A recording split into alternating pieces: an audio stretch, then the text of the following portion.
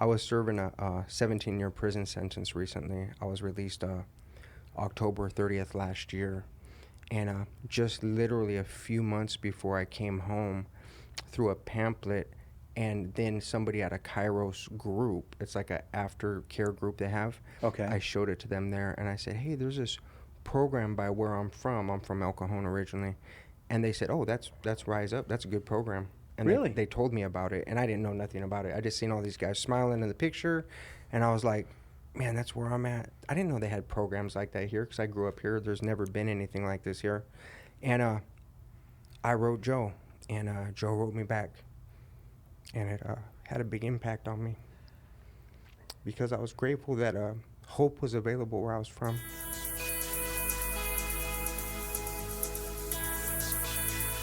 Mike Lucero and Joe Gilbreath, thank you both for being here with us on Catholic Answers Focus. Pleasure being here. I'm very interested in what you do. We do a ministry here that's all talk and no action. And it's very nice to have guys in here whose ministry is action.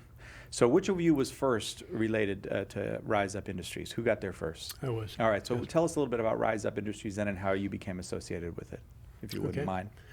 Well, RiseUp Industries is a nonprofit. And our mission is to minimize street gang activity in San Diego by providing integrated gang prevention, gang intervention, and post-detention reentry programs.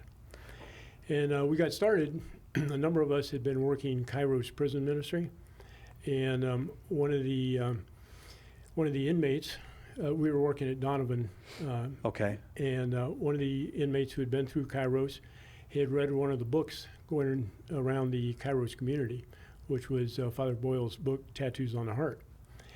And he challenged one of the Kairos volunteers to invite Father Boyle to come down and speak in Yard A at Donovan. So the invitation went out, and Father Boyle accepted it, and in June of 2012, he went down to Yard A to speak to the inmates. I knew he was going down, and I wanted to hear more about Homeboy Industries. I knew a little bit about him, but I wanted to learn more about him because I'd talked to a couple of inmates who are getting ready to be released, and I asked them what their plans were, and they were clueless. So I figured I wanted to learn more about Homeboy Industries because it may be a good program to refer guys to. So anyway, after Father Boyle spoke, we were walking back to our cars, and I asked him if Homeboy Industries was just up in LA.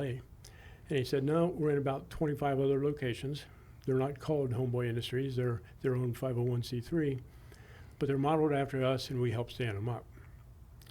So I said, well, do you have anything happening here in San Diego? And he said, no, why don't you start one? And you were hooked. I was hooked.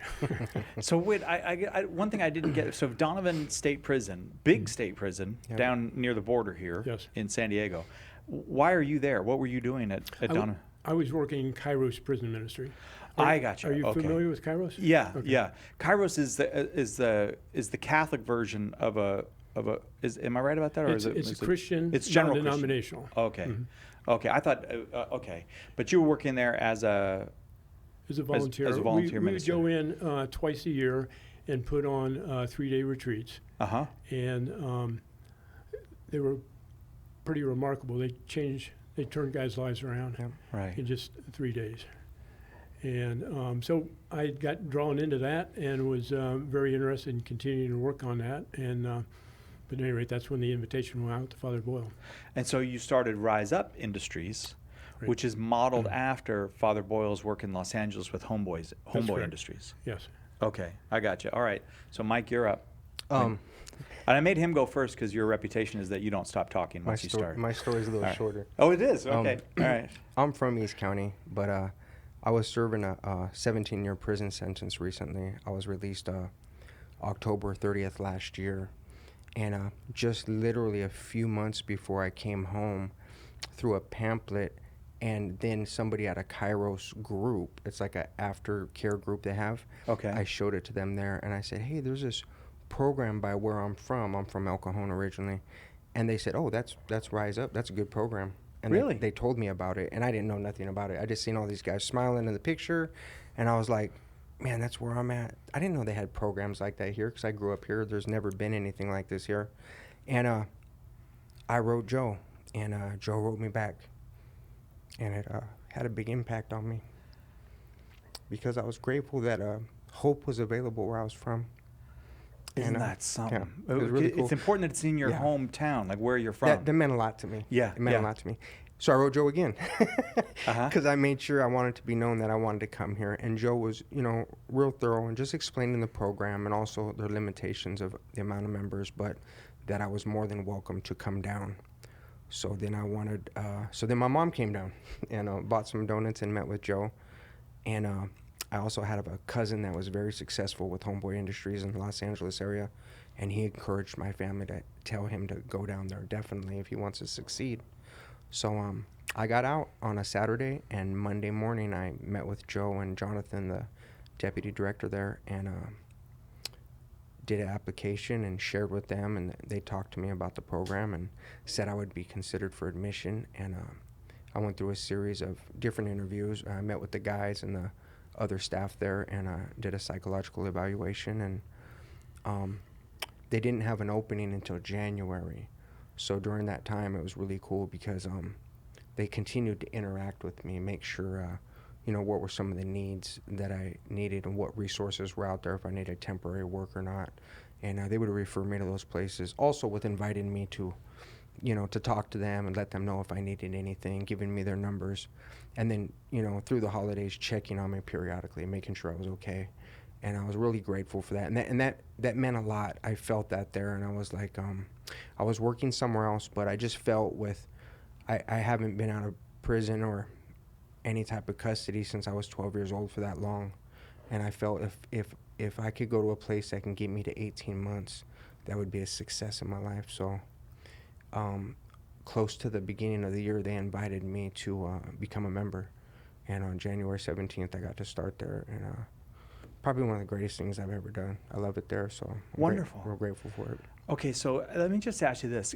Coming out of prison, how important is work? Because I imagine it's difficult to find places that want to hire someone who's just been incarcerated just months or weeks before. It's really hard because there's these false notions out there that like there's don't check the box in California and things of that nature.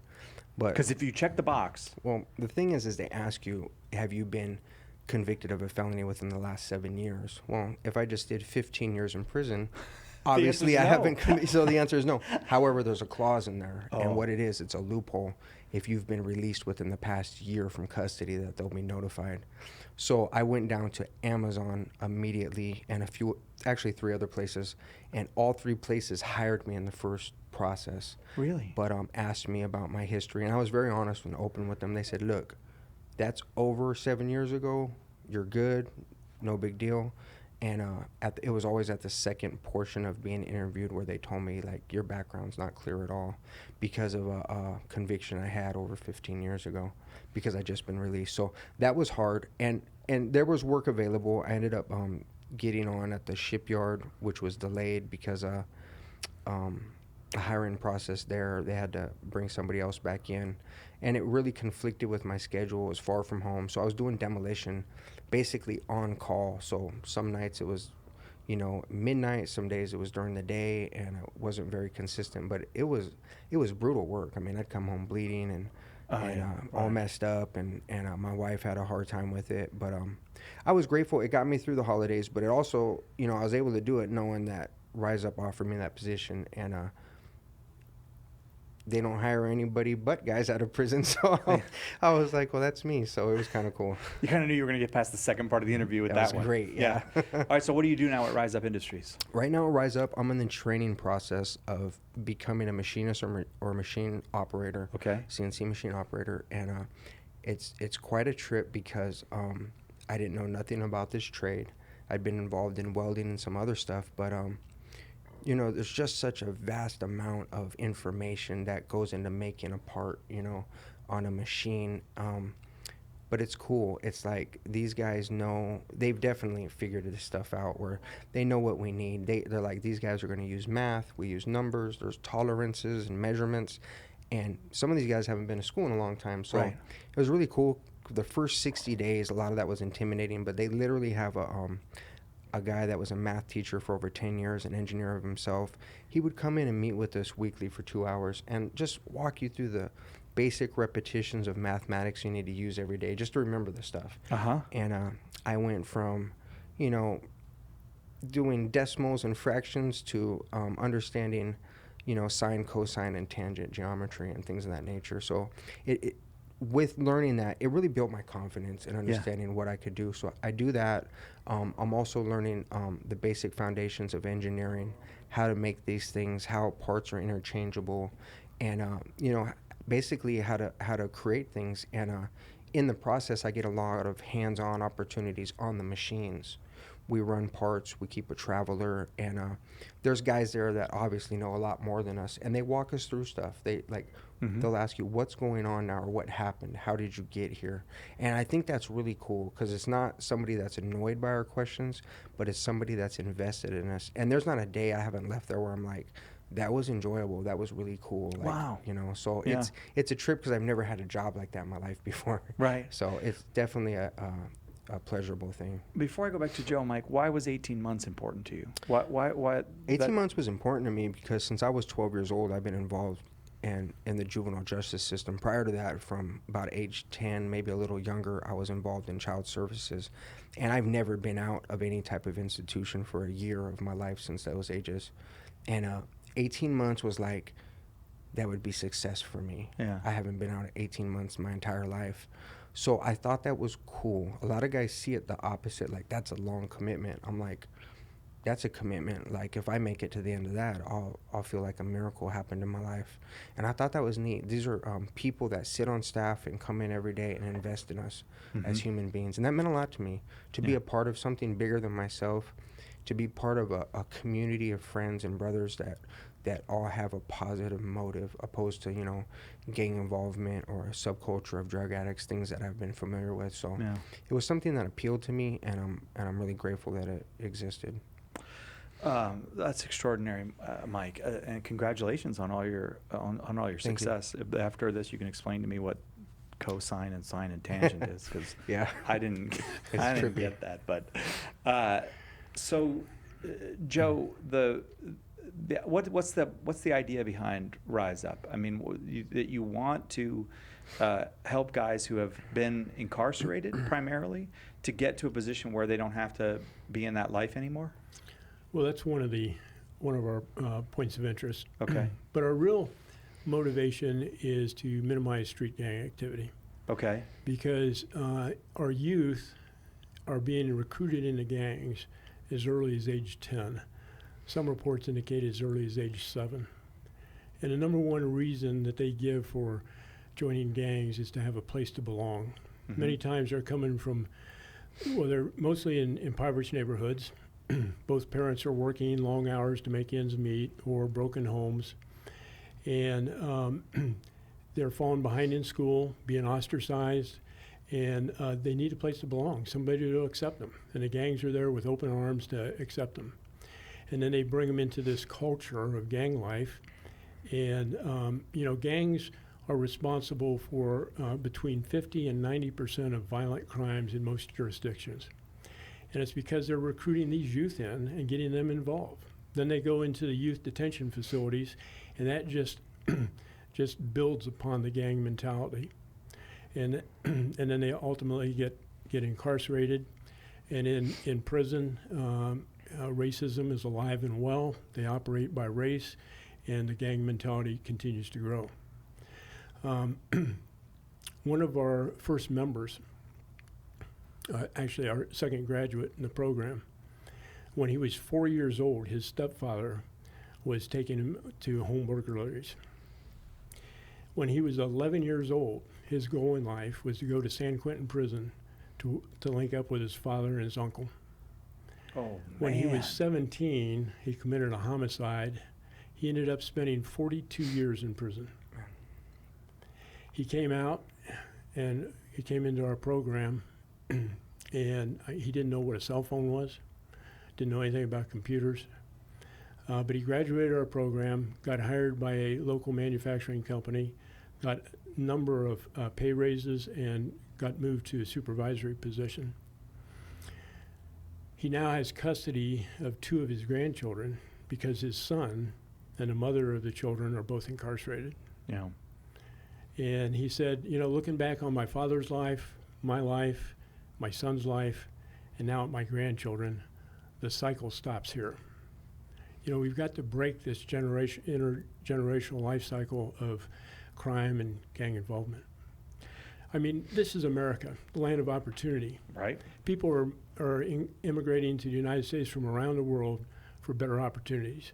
And here are our youth growing up in our impoverished neighborhoods think that they have no other choice but to join a gang. We think we can do better. Yeah. So why El Cajon? Why'd you end up here? I mean, this is just so that our listeners know, this is where our offices are here in El Cajon. How far would you say your offices or your facilities are from here, from where we are right to this minute? It's a 4-minute drive. 4-minute drive. Okay. Yeah. So why here? Well, first, when we started this, we thought we needed to be in a gang-neutral neighborhood. Okay.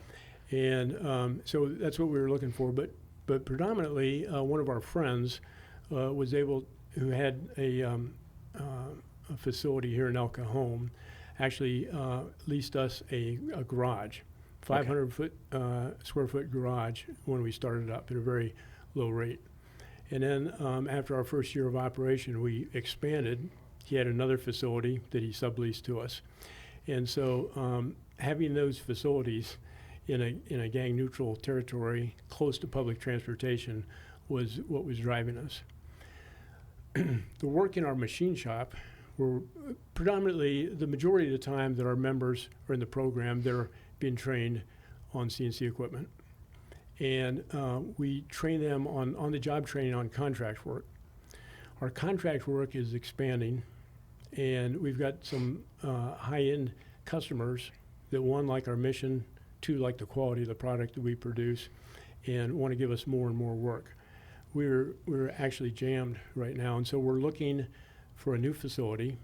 We're in a process right now of looking at a facility that's in Vicenza, and which would allow us to expand our machine shop, double our enrollment capacity, and to take on more contract work as well. So anyway, that was the reason we started in El Cajon, just we had that opportunity. Now we have an opportunity to move to a much larger facility and expand our program so we can serve more members. And we also want to start the second prong of our mission, and that's gang prevention. And so this facility will give us more space to be able to do that. And we're very interested in beginning working with the at-risk youth to help them to avoid the cycle that these guys have gone through. And the inspiring thing for us is that most of our members and our graduates really want to work with at-risk youth.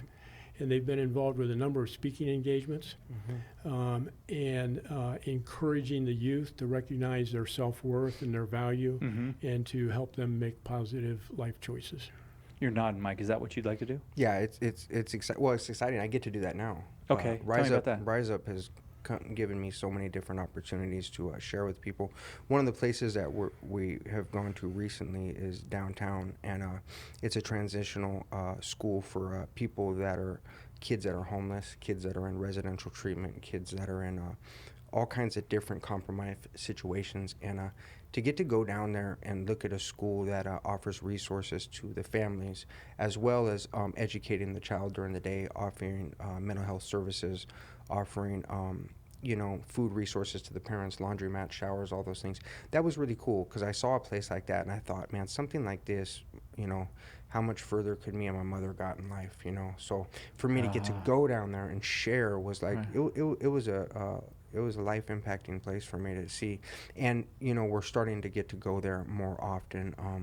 There's other opportunities, that I've had outside of here where I've got to, share my story. And recently at Grossmont Community College, because I attended there last semester, I got to just talk about my life experiences there with some of the younger kids and people that are involved in the incarcerated group up there. And those are really cool messages to get out. And RiseUp really has a desire to do that. They want to impact, the youth level of Yeah. you know, where kids come into gangs. And I know for me it's like, you know, you heard messages back then, but it was really limited. You know, they usually brought a guy from prison that told you just don't go there, but unfortunately the way they spoke kind of more so appealed to us, and it wasn't really like Uh-huh. a concrete message of how to change, you know, how bad things really were, and that we were important and we could Yeah. do something better. So I jump at every opportunity I have. I definitely want to help steer somebody from this lifestyle and preserve them from what I had to go through.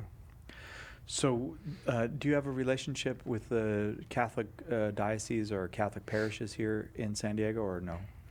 We have informal. The Catholic diocese has been very supportive of us. They've just helped us with a recent grant. And we also have RiseUp Industry Coffee. That's what we were beginning when we first were conceiving of this idea. We were thinking of selling RiseUp Industry Coffee. So we have our own private label bags that are available in a number of stores, and the diocese is a big customer of us on that as well. The other thing is we assign a mentor to every member in the program, and the mentor has a commitment to meet with their member once a week and to be engaged for the 18 months. And most of our mentors are we've met through Crescio, which is a Catholic program, Yeah, yeah. and that's where we get most of our volunteers. Okay. So, to what degree is the program explicitly a religious program, and to what degree is it not? I suppose. Like, We consider ourselves a faith-based organization, Okay. But we don't necessarily consider ourselves that it's necessarily a spiritual program. But the reason we wanted to have a spiritual element to our program, yeah. because based on our Kairos experience, what we recognized was most of the individuals that we've, when we were researching this, and those that we met in prison, who had made positive life changes, when you ask them what the root cause was, typically it had something to do with their faith. And so we thought that that was an important element. And then as we were researching this, I went up and met with Father Boyle. I wanted to learn more about his program. And I specifically asked him if he had a spiritual component to the program. And he said, no, we don't. We encourage, when sometimes our members will come in and say, hey, they just joined this parish or whatever. And Yeah. he said, we'll slap them on the back and say, congratulations. But he said, we don't have a spiritual program. He said, we live the gospel message. And that really rung a bell for us. And so that's what we try to do. We want to live the gospel message. We do have a book club on Friday mornings, and we're reading a book by John Templeton called Discovering the Laws of Life. It's not necessarily a spiritual book itself, but there's a lot of spiritual elements to that. And so we assign a chapter a week, and then we sit around at table and talk about what that chapter means to us. And many times our faith background comes out and for discussion. With all the things that the kind of instructions in the works of mercy that Jesus gives us, I think most people know how to, feed the hungry, and we get an opportunity to do that, and even clothe the naked, and people will take their clothes to the parish or the food to the parish. I don't think visit the prisoner is one that most people go. Most people, you said, even if they really wanted to, even if they said, look, this is something I feel called to do. I want to be helpful in this. They don't have any clue about how to do that. So maybe you could say something about how people can do what you're doing. Well, one thing, if they wanted to be involved with Kairos prison ministry, that was remarkable. I made my Crescio weekend, excuse me, back in 2002, and one of the individuals that I met through Crescio introduced me to Kairos. And they said, Kairos is very similar to Crescio, except for, it's in prison. Mm-hmm. And I was invited to go down to a closing ceremony of a Kairos weekend. And and they had an open mic at the end of the weekend where inmates were invited to come up and speak. And to hear their stories and how impactful Kairos was to them drew me into wanting to work Kairos. And one of the lessons that most of us Kairos volunteers learned through our experience was sitting and talking with these inmates and hearing their stories. And we'd say, if I grew up in that guy's home in his neighborhood, I'd be his cellmate today. Right. These guys did not start life on a level playing field. Mm-hmm. And there's folks out there that are reluctant to hire ex-felons, but if they really got to know them, understood what they went through in their life and how they turned their lives around, there'd be a lot more compassion and understanding and wanting to bring these into their company. So what about supporting you? I mean, are you seeking volunteers, financial support, people to support you prayerfully? How can people support RiseUp Ministries? Well, all of the above. Okay. Prayers are obviously always welcome. Donations are welcome. We operate primarily off of donations and grants. Our social enterprise, our machine shop, does contract work, and so we're beginning to generate revenue from the machine shop that's going to help support support us financially. Mm-hmm. We don't have the need right now to increase our machine shop customers. As soon as we move, which we're hoping to do within the next year, we'll want to expand our customer base as well. Volunteers, we could use volunteers as mentors. Again, they would be committing to meeting with their member once a week and committed for 18 months. We have some volunteer opportunities as far as grant writing and instruction, like math instructors, or if you've got a background in blueprints or machining and wanted to volunteer as a teacher, we could use that as well. What would you say to somebody? I'm interested in the mentoring thing. You have someone that you have a mentor relationship with. I do. So who's the person that you think would be good for that? I think the person that would be good for that is the person who has a heart of compassion and that feels a need or stirring to do something outside of what they're doing right now. I know people get out there and whether it's through a spiritual experience or just maybe a point in their life where they know they're a resourceful person, they know they have things to offer, and they know they have time on their hands, that this is something that they could definitely consider. And it's not just something where it's a momentary thing. It's something that, it's you have to cultivate this. It's a relationship where you could literally not only transform that individual's life, but by doing so, you can impact, their family as well and a generation to come. And it's a very interesting group of people to deal with, but it's a very broken group of men and women as well that really want to change their lives. And for somebody to be able to just invest some time and compassion into that, whether it's through lunch or just offer encouraging words, I think that's definitely something that can be transformative for both people's lives. Beautiful, Mike. All right, so something I was supposed to mention and I didn't mention is that Catholic Night's coming up here July 15th at the Padres. And so if anybody's here in the local area and wants to go see the Padres on July 15th, all the proceeds from Catholic Night are going this year to support RiseUp Industries. So you can go to sdcatholic.com. You just look for, that's the diocesan website, sdcatholic.com. And then you just look for Catholic Night at Petco, and every ticket you buy includes a donation to RiseUp Industries.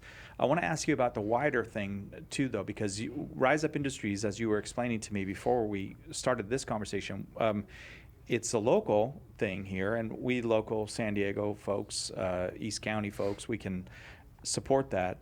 But it's part of a worldwide movement, and maybe it's something people want to know about. Like maybe there's someone like you who is like, well, what's my next move? Could I get involved in this?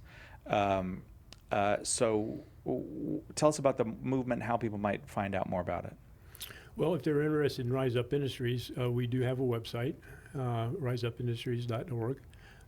If they are interested in the Global Homeboy Network, Homeboy Industries also has a website, and they've got a link there to the Global Homeboy Network. So if they're not in San Diego, but they're interested in this ministry, if you will, they could go to the Global Homeboy Network and find an organization in their community. I feel like there's a lot of really helpful stuff for people. Like people maybe don't know about Kairos, that they can go get involved in Kairos. You can do prison, visiting prisoners, Yes. get involved in prison ministry. You don't have to be a skilled minister. You don't have to be somebody that's with right. with a degree in theology or something. Anybody can do Absolutely. this. Men's Yes. and women prisons both, or Yes. yeah. Oh, And then if you want to get involved in something like Rise Up, if you're local, you can go to your website, or you want to, maybe this is something you want to start in your, I don't know, in your town, in your city, anywhere around the world, you can get help and support and guidance at the worldwide Homeboy Industries. Exactly. Okay. Okay. That is it hard to start? Like, it seems like a lot of work to get this off the ground. It's been a journey.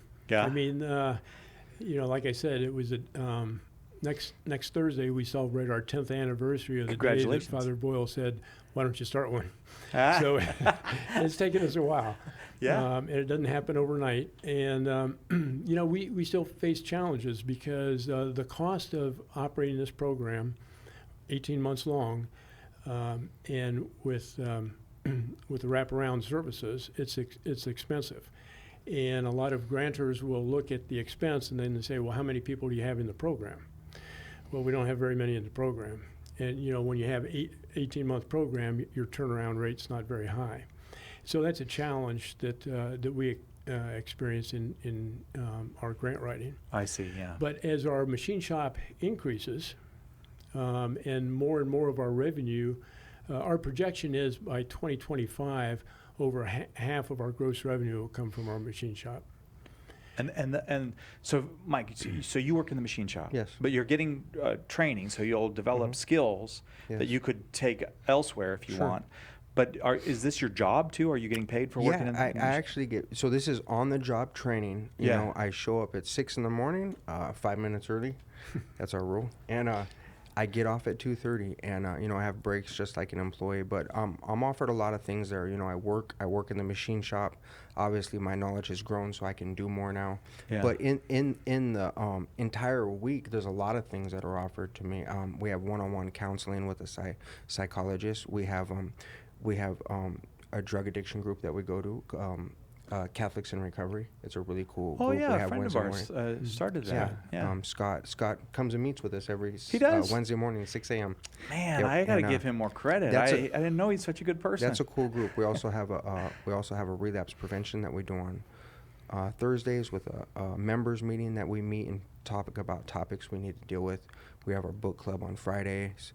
And then also woven into that is the classroom time that we have, where we're in there, studying, the basic, elementary principles of engineering, Yeah. mathematics, and things of that nature. And altogether, it's a very busy week. And to think, that we get paid to not just learn, but at the same time they're investing into us and getting to work on our recovery. Because a lot of people come out of a addictive lifestyle, but also learn new skills to not just help us in the workplace, but just to help us in life. It's really a cool opportunity.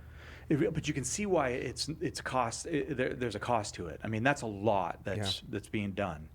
And I imagine that some of these folks teaching the math or the engineering, these are people who have done it in their own life, and they've decided that they want to give back Yes. to other people. And that's beautiful. That's really something.